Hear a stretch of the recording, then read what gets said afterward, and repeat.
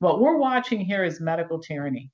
And medical tyranny has been going on for years. Like the Supreme Court in Michigan, for example, had ruled against Governor Whitmer's COVID executive orders. We've seen a federal judge in Pennsylvania ruled that the shutdown orders violated the Constitution. But this is going at it from a completely different angle. This is challenging the emergency itself, which I find to be that's essentially the heart of the problem, the root of the problem, so to speak, because this is giving the government the power to supersede and sidestep the natural rule of law. What was not working was these lawsuits where people would say, my constitutional rights are being violated. They were, they are. We know that, right?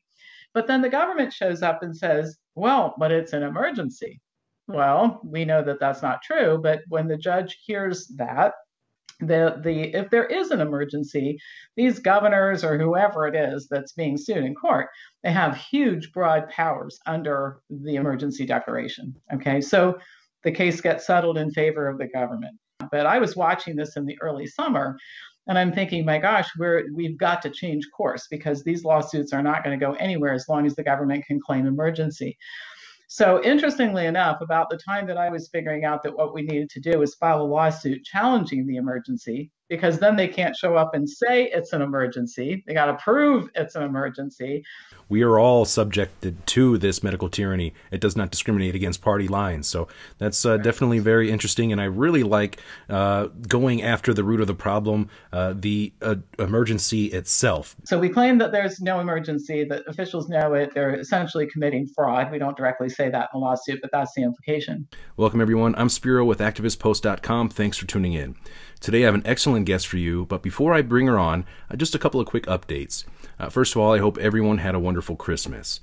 Secondly, yesterday I published an interview with James Perloff, and it lasted about an hour on YouTube before YouTube removed it. Now that video, just like this one and every other video I produce, is available on my BitChute channel, so make sure you follow my work over there. Also, I was just wrongfully banned for life from Twitter, and the ones responsible for that attack openly admit that they are coming after this YouTube channel, and they're doing so next. So all the more reason to get over to BitChute and Parler and these other platforms and follow people's work over there. Now, my guest today is Dr. Pam Popper, who is a naturopath, an internationally recognized expert on nutrition, medicine, and health. Dr. Popper is the founder and president of Wellness Forum Health. She serves on the Physicians Steering Committee and the President's Board for the Physicians Committee for Responsible Medicine in Washington, D.C. And Dr. Popper has a huge YouTube channel of her own and has appeared in numerous documentaries and co-authored a New York Times bestseller. She's also a public policy expert who has testified in front of legislative committees on numerous occasions and has testified twice in front of the USDA's Dietary Guidelines Advisory Committee. She's also co-founder of the Make Americans Free Again. Dr. Pamela Popper, welcome and thank you for joining me today. Thank you for having me. Glad to be here. Now, is it okay? Do you mind if I call you Dr. Pam? Oh, why don't you just call me Pam? Pam. Right? Okay, Pam. Before we begin, can you please share with us a little bit more information about Wellness Forum Health and Make Americans Free Again? What are their objectives and where does the funding come from? Yeah, so my for-profit company is Wellness Forum Health, and we're in the business of informed medical decision making. So you can kind of see how we got into the COVID-19 business, as it were. For 25 years, we've been in business. We do business in 33 countries. And what we help people do is look at accurate information so that they can make good decisions about health. I've said for years, if people would buy health and make decisions about their health the way that they buy cars and houses and blenders and washing machines and retirement accounts and college educations for their kids, we would have a lot less problems in this country. People would be a lot healthier, right? So that's our business. We have huge libraries of videos, 3,500 hours of education. We own a school that trains healthcare professionals how to do this. So that's basically our business, okay? So Make Americans Free Again is a not-for-profit, not that we are a 501c3, but that's a black hole for money. We take money from Wellness Forum Health, allocate it there, and then donations come in, all of which go to the legal fund, which I know we're going to talk about lawsuits today. But that is an activist organization, not a for-profit healthcare company, school, food company, all the health-related things we do through Wellness Forum Health. So they're related from the standpoint that all of this comes under, in my opinion, the category of informed medical decision making. What's really going on? How does it affect you? What are you supposed to do about it? And basing those decisions on facts rather than what the media tells you or doctors tell you or the government, God forbid, tells you about anything. Well, you are extremely busy, so that's my hat's off to you for that. That's amazing. Now, we have been covering since the beginning of the year many different angles of the COVID crisis, everything from the greater agenda behind the crisis to the players involved, leaving many of us, myself included, searching for solutions. Now, I think that most people out there would agree that there is no one-size-fits-all solution or a magic bullet that's going to resolve all of our problems overnight, but that doesn't mean that we're helpless. Now, personally, I believe that people hold much more power than many realize, and civil disobedience, for example, can be a very powerful tool. But in my previous interview with James Perloff, which was quickly banned from YouTube, we discussed possible solutions, and the first avenue suggested by James was our legal system. Now, this is the path that you and your colleagues have chosen to take, and you have some big news come out this week. Can you please share with us the latest about the lawsuit that you mentioned previously? What is its intent? What is it about? What does it hope to achieve, and who's all involved in this? Okay, great. So the legal system is very important. And then there's another thing we need to do too, which we can talk about. But let's start with the legal system. The first thing I want to say is there have been thousands of lawsuits filed in the United States, and most of them have gone nowhere. All right. And so that's caused this big demoralized feeling like it makes no difference. Why bother? I'm sure you've heard this too. Oh, the courts are all corrupt. And well, what I want to say about that is that judges have to try the cases that are brought before them. And as is the case always, I'm a big fan of lawyers. That might sound strange to people, but if it weren't for trial lawyers, you and I couldn't go to a restaurant back in the day when we could go and not have people blowing smoke in our face. That was a trial. The government never solved that problem. The trial lawyers did, right? And trial lawyers often learn what to do by doing the wrong thing first. We had the benefit of looking at a lot of these cases that were not successful and making our decisions based on them about what to do. So let me tell you what was not working. What was not working was these lawsuits where people would say, my constitutional rights are being violated. They were, they are. We know that, right? But then the government shows up and says, well, but it's an emergency. Well, we know that that's not true, but when the judge hears that, if there is an emergency, these governors or whoever it is that's being sued in court, they have huge, broad powers under the emergency declaration. Okay, so the case gets settled in favor of the government. And this happened again and again and again, because it takes a while for even the lawyers to figure out who's filing what and what's going on. But I was watching this in the early summer, and I'm thinking, my gosh, we've got to change course because these lawsuits are not going to go anywhere as long as the government can claim emergency. So interestingly enough, about the time that I was figuring out that what we needed to do was file a lawsuit challenging the emergency, because then they can't show up and say it's an emergency. They got to prove it's an emergency. I got a phone call from a school psychologist here in Ohio who had located an attorney who had that same thought. And that's how we got on this path. All right. So we had the opportunity to learn from earlier cases that didn't work out so well. And that's the way that it happened with the tobacco lawsuits and all the other lawsuits that have changed things in America, is you start with stuff that doesn't work and then eventually you get to the stuff that does. All right. So what did we do differently? Well, we walked into court, and the first case was filed in Ohio on August 31st. And it's very interesting. I want to tell you what happened here, because life got better just from filing it. And I don't think a lot of people understand that the fact that we haven't gone to trial yet doesn't make any difference, right? Well, I mean, it does, but it's already better. So on the day that we filed, our little emperor, because that's what I refer to him as, was giving his little talk. He's a tiny little man at the podium, telling everybody the cases are surging and all that. And he's setting up isolation camps all over Ohio. He directed every public university and college to set aside space to isolate people who tested positive. All right. We figured he was going to put away 20, 30,000 people, and the feds give them incentives to do it. Right. Okay. We filed 8:30 that night. Tom Renz hit send, and our lawsuit was filed. Okay, so we claim that there's no emergency, that officials know it. They're essentially committing fraud. We don't directly say that in the lawsuit, but that's the implication. What's happened since then? Well, we had pretty good intel that he wanted to shut down the state again. He was planning, you notice they're all doing that, right? So he was planning to do his part because they all work in concert with one another. But the state isn't shut down. We have a stupid curfew, and he strengthened the mask mandate, but a lot of stuff is open in Ohio. It's much better. It's not great living here. It's just better than every place else that's affected by it as a result of it. And we've tested him, by the way, to see about enforcement. And I mean, we sent people driving all over the state between 10 p.m. and 5. We couldn't get anybody arrested to save our lives. They wouldn't even people are waving at cops. Nobody's pulling anybody over. And the same thing with the mask mandate. They're supposed to shut down places if they let people in without masks, but we tested that and they didn't do it either. So that's what's going on in Ohio. Now, the key is filing that in every single affected state. So on Monday of this week, we filed in New Mexico. We found a great legal team there. They've got a great ground game going. And boy, that was a happy day in my life, because I don't know if you've kept track of what this little empress down there has done, but she's even worse than our emperor.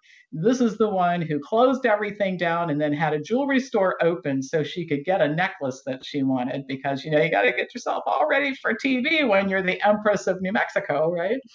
And by the way, the thing that's really cool about the New Mexico lawsuit is that, and this is why it's so important to have a unified legal approach and go state by state and do this, is that we got into court and then there are motions back and forth, right? It's like watching paint dry. So people who think that, the court, nothing's happened yet, well, lots happened, but it's just they file, we file, all that. Well, anyway, so we keep doing research. Well, by the time was time to file in New Mexico, Tom had found lots more stuff that was really great to insert in the New Mexico lawsuit. So the New Mexico lawsuit is better than the Ohio lawsuit. And whichever state comes next after New Mexico, it will be better than New Mexico, because by the time we file it, because it takes some time to configure it to your state statutes and everything, we'll know even more than we know now, because there's constant research, constant going on.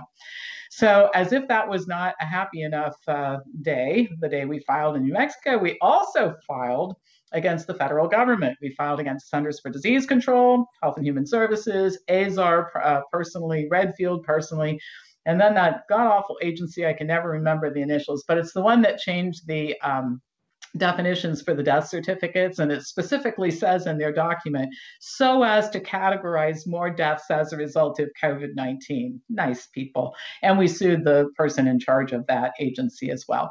And we have a January surprise coming. I won't say here because the attorney will kill me, but we planned something else for the little criminal despots at the federal government that they'll get sometime next week.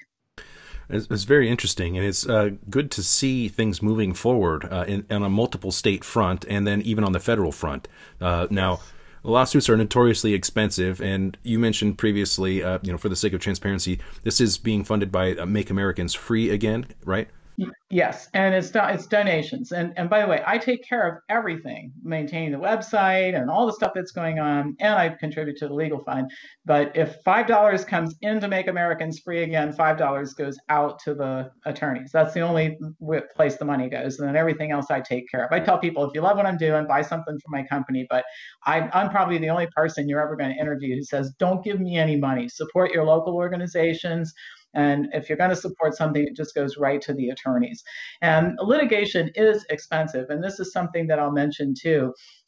Sometimes these lawsuits that weren't really so well done were done by well-meaning people who really didn't have the capability of filing this kind of a lawsuit. It takes a very specialized skill, I think, to file and try these cases. Well, people say, I've got a friend who will do this and he won't charge us. And that's what you have to be careful of, because one of the things I was impressed with when I first talked to Tom was the fact that he understood what he was taking on. It's like, I can do this. I know how to do it. I'm qualified to do it. But if I do this, I'm not going to do anything else, for a good long time. So, I have a family. What are we going to do? Live in my car until we until we get this all straightened out. So good attorneys. I mean, if you're lucky enough to find one that's independently wealthy, that's great. But a good attorney who's going to represent you well and do this thing right is not going to do much else other than this. So you have to raise money, and we're pretty good at doing that right now. So, excuse me, you mentioned previously, corruption and everything like that. And I'm not sure how many people at this point have faith in the judicial system. And, many people would agree that corruption is, rampant or throughout the system in general, generally speaking, from top to bottom. Now, has this been a concern of yours at any time going through this legal process? It's always a concern, I think, because first of all, I totally understand people saying this because the governors are corrupt. They wouldn't be doing this if they weren't corrupt. I mean, I'll just tell you, in Ohio, I voted for Mike DeWine. And the month before this happened, this will blow your mind, Columbus Monthly did a cover story on him. And the title of the story was Mike DeWine Making Ohio Nice Again. That was the cover story. People liked him. People of the opposite party liked him. Okay. I didn't agree with everything he did, but he was a nice guy. So what causes somebody like this to turn out to be a criminal? He's just a common criminal right now, what he's doing to people.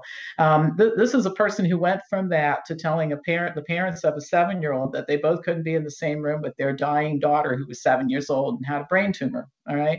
So what causes somebody to be like that? Well, they're compromised. Obviously, they're crooked.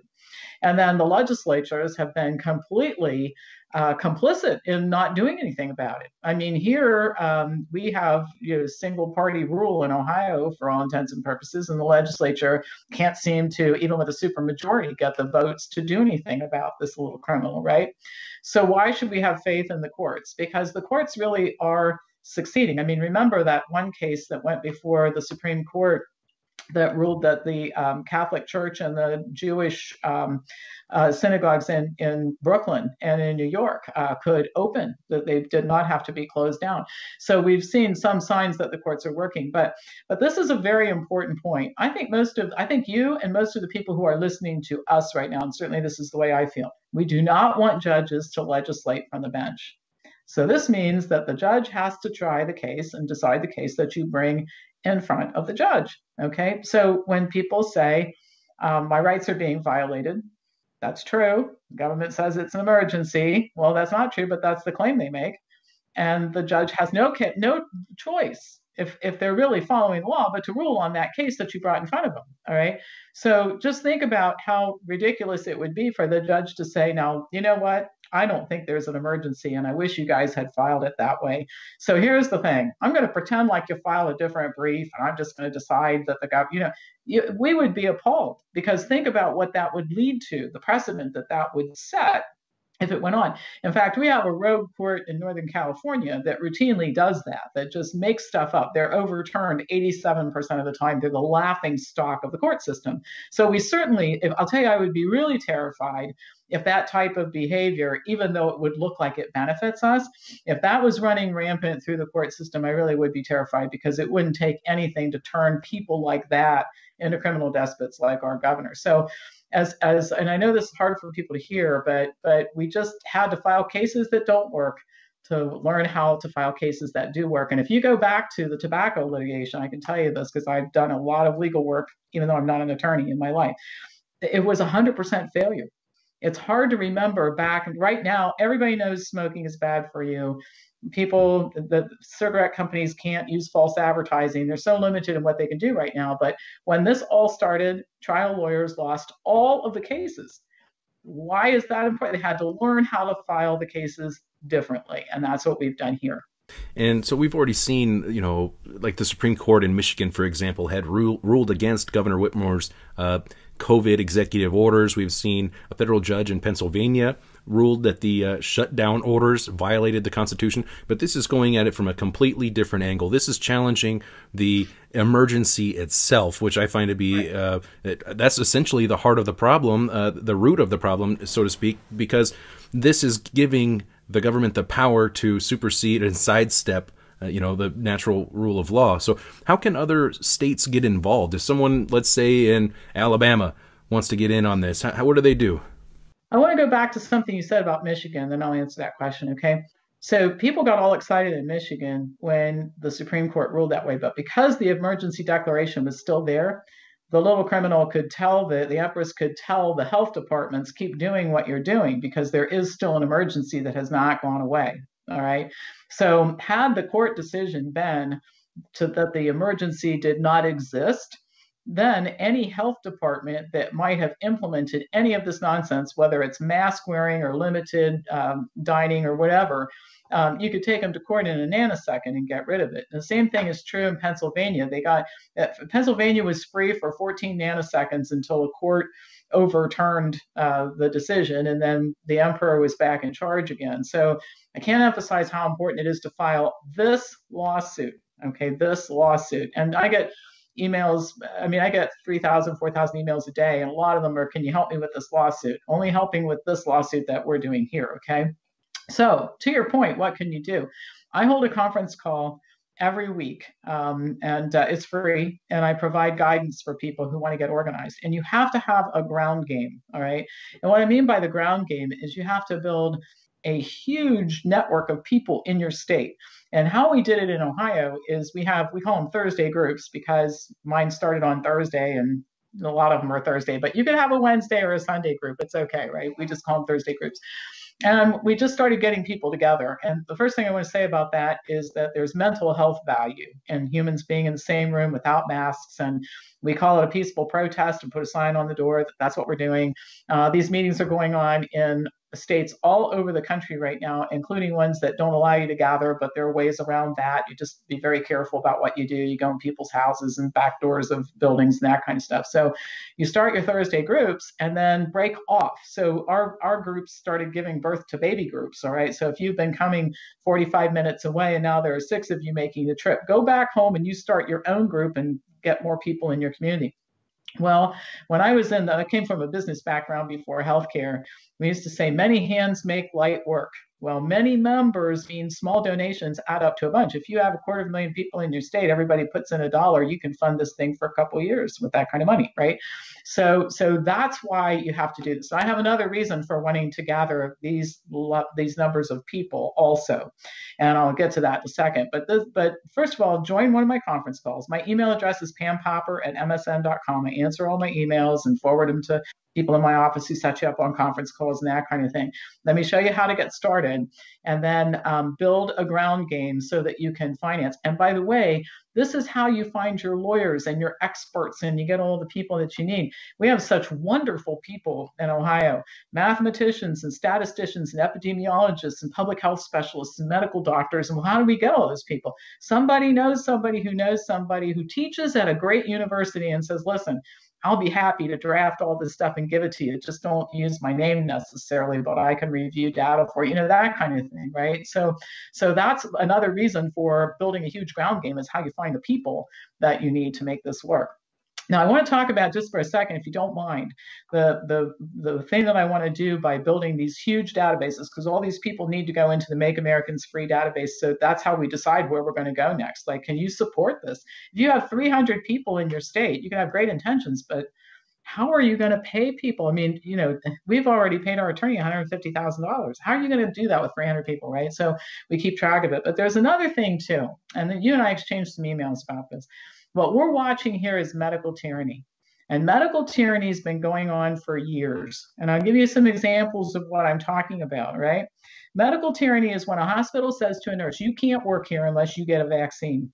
It's when a legislature passes a law saying you can't enroll your kids in school unless you get unless your child's vaccinated. Or when somebody says to you, put your 5-year-old on Risperdal, or we're calling Child Protective Services, all right? This is medical tyranny, and it's been building for a long time.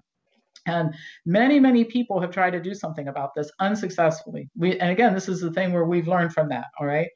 So here we are, biggest medical tyranny episode in the history of the world. That worse than the Nazis, by the way. The Nazis killed 11 million people. It took them the whole war to do it in the camps. These people have killed more than that already, with the nursing home deaths and all the other terrible things they've done. They're much more prolific than the Nazis ever were. All right, so how are we going to overcome that? Well, let's fantasize for a minute. Let's say I started Make Americans Free Again in 2016. And then this whole stuff starts that we've been watching, right? Okay, what could we have done? We could have stopped it in a heartbeat, because if I had 2 million people in Ohio in our database, we would have gotten organized. We would have put pressure on the legislature. We could have had our emperor impeached in the summer because it's an election year, because we could have gone downtown, and I would have been happy to be the person to deliver the message and said to some of these people, look, last time you won your election by a couple thousand votes. We have almost 20,000 voters in your district. And if you don't vote to impeach Emperor DeWine, we're going to take you out this November. And I brought the list of our registered voters so you can see that I'm serious. We could have had the impeachment done in a week if we had that kind of thing.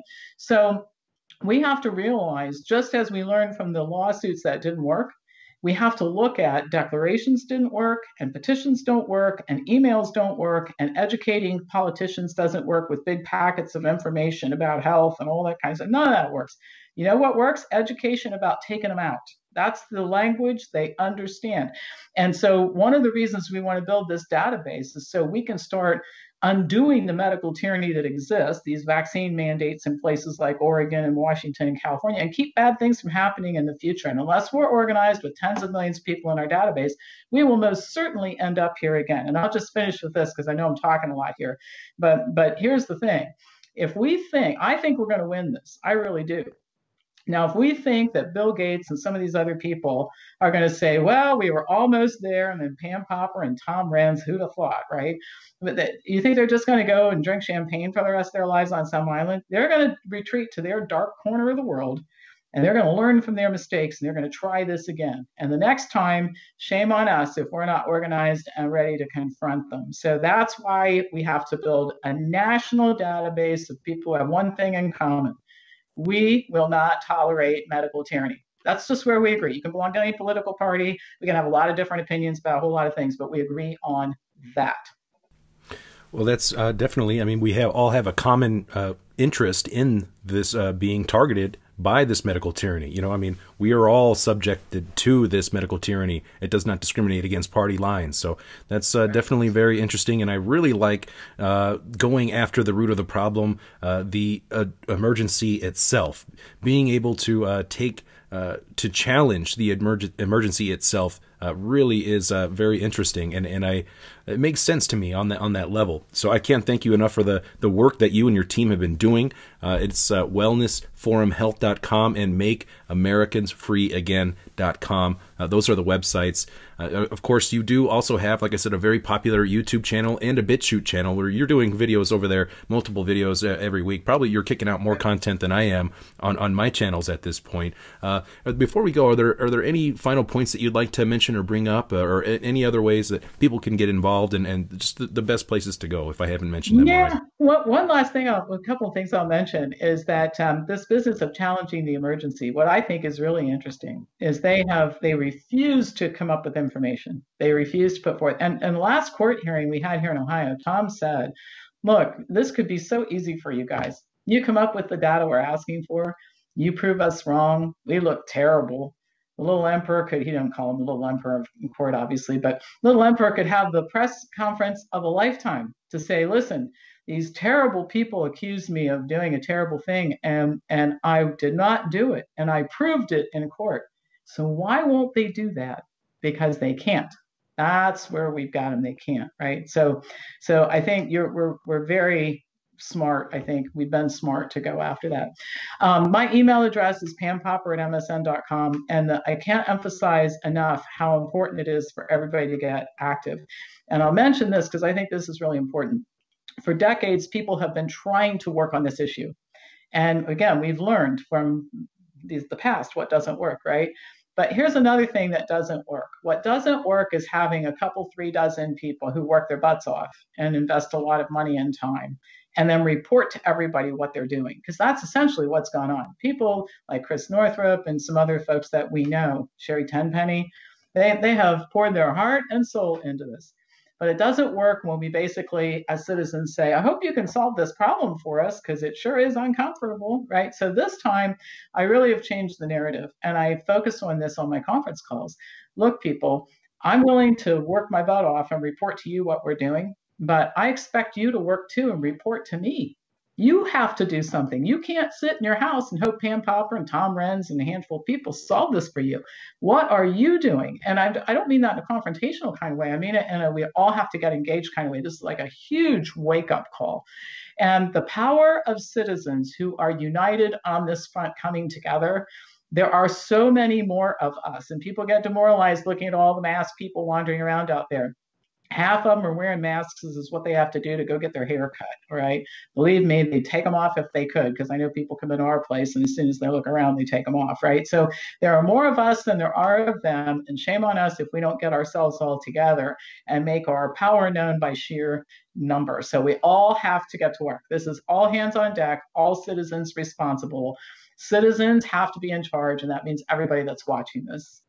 Oh, that's absolutely right. The time to act is now, because every day that we just sit around and wait for someone else to figure this out, they're getting one step closer to their envisioned goal of society, of where they're wanting this to go, where this road goes. And, you know, we all see where it's going. It starts with the mask. Next, it's going to be the vaccine. So, you know, I'm going to be myself registering, logging on there. I'm going to try to pop in actually to some of these conference calls as well, just because I want to learn more. I want to get more information about this. And you know what? I want to get my state in on the action, so to speak. So definitely very exciting information. I'm looking forward to having you back on soon. And please keep us up to date with these lawsuits, and look forward to having you back to celebrate some victories.